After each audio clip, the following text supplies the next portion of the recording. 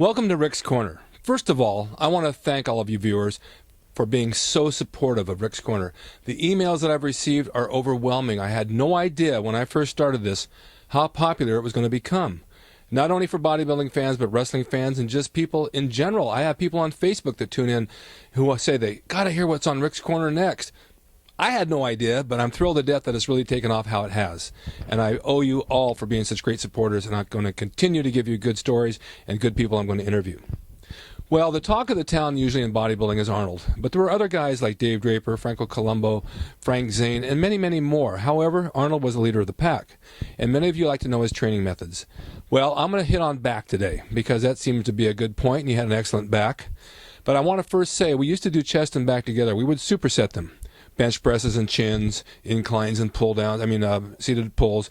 But let's take back alone, because sometimes we'd hit it by itself. We'd start a workout with chins, wide grip chins, but not on a straight bar. It was like an easy curl bar where you had the cambered angles. You could grab any angle that you wanted, and wide was usually the best. And we'd do 8 to 12 reps, 5 sets. Pumped your back like mad. After that, we'd go to the T-bar. And you'll see by some of these photos that we'd load it up with 2 or 3 plates, 4 plates. Franco would load it up with maybe 8 plates to try to show us up, because he had an ego and he's always trying to be stronger than Arnold and stronger than me, and he was. He's just a strong man. But the T-bar was a good back exercise for building thickness.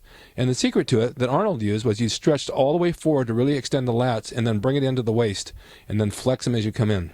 So many people forget to flex their muscles when they work them, they go through the motions, but contraction and flexing is what really builds the muscle. If we didn't do T-bars, we'd do one-arm dumbbell rows with one hand on the bench, one knee on the bench, the dumbbell to the ground, and then switch sides of the bench. You all know how to do that. That's another good muscle builder. And we'd go pretty heavy, maybe 100-pound dumbbells, which is a lot of weight. An alternate to that, didn't always do that either, would be seated lat stretches with a cable and a handle. And I have an illustration of Arnold doing these. I did those today in the gym, actually. And I like those. Those really, really work. You sit, extend your one arm at a time, pull in 12 reps, go to the other side, pull in 12 reps, maybe 5 sets, 4 or 5 sets. By the time you get to your 5th set, you're pretty well done. We usually did about 5 sets on everything, 1 warm-up set and then 4 actual sets. Aside from the one-arm handles, then we would go to the Nautilus pullover that Arthur Jones developed down in DeLand, Florida. His method was with the Nautilus machine, you only need to do 1 set of everything till failure and until you throw up. And a lot of guys did that.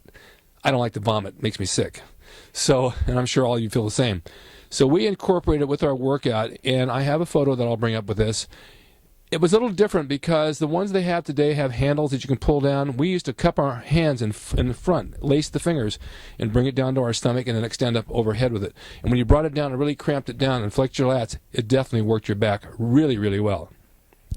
Those are the basic exercises we did. Then, of course, you throw in shrugs. If not shrugs, we throw in some deadlifts. Deadlifts were a good one to do. Frank would go extremely heavy on those. I don't know how he did it. But basically you deadlift and you bring it up with your legs and then pull back and stretch your shoulders and your traps and do 4 or 5 sets with that. That pretty much finished off the back workout. We throw in different things from time to time, but those were the basics. I think that the chins were better than actual pull downs on a machine because you're really using your whole body to work, and it really worked well. T-bars were great for size. One-arm dumbbells are a little bit hard to control. I like the cable movement better because you can control it easier. Pullovers are great. The Nautilus machine was great. It replaced the actual dumbbell pullover on the bench. And that was our back workout. We finished off with abs and maybe a few sets of calves, and then we take a run on the beach. Those were the days in sunny California in the 70s. You can't beat them. And I'm so happy that I can bring those memories forward to all of you share and know what it was like back then. I wish I could bring all of you home with me and say, let's go back then and live life, because it was completely different.